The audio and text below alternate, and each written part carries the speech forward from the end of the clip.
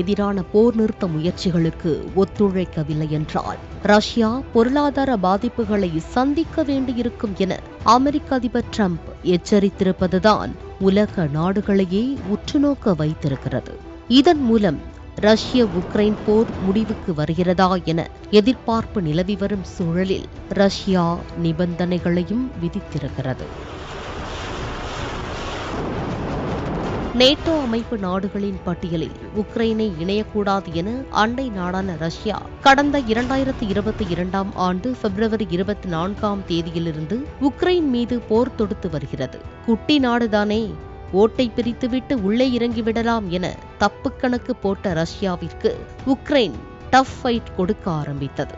அதற்கு மிக முக்கிய காரணம் அமெரிக்கா, ஐரோப்பிய நாடுகள் ஆயுதம் மற்றும் நிதி உதவி அளித்து பக்கபலமாக நின்றதுதான்.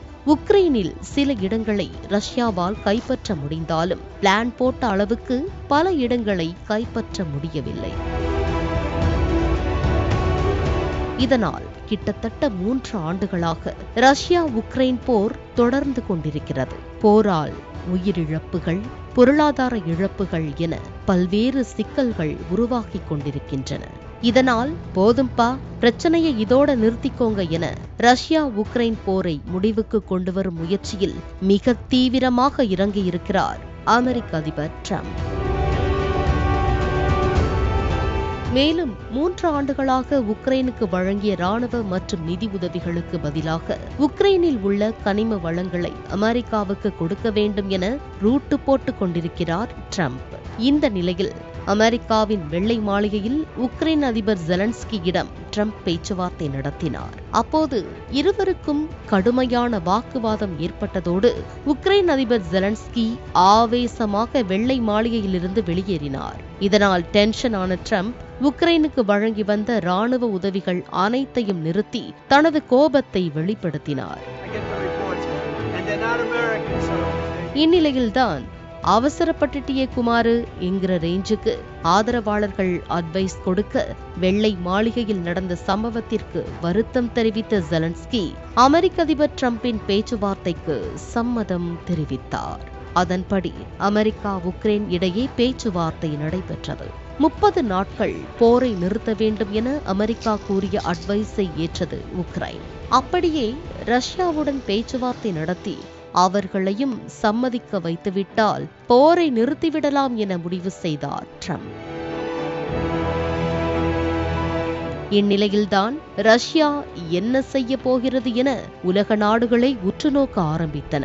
ஆனால் ரஷ்ய அதிபர் புத்தினுக்கு நெருக்கமானவரான ரஷ்ய உயர் அதிகாரி யூரி உஷாகோவ் 30 நாட்கள் போர் நிறுத்த முன்மொழிவு உக்ரைன் ராணுவத்திற்கு தற்காலிகமாக இளைப்பாறுதல் கிடைக்கும் வகையில் இருக்கும் என கூறியுள்ளார்.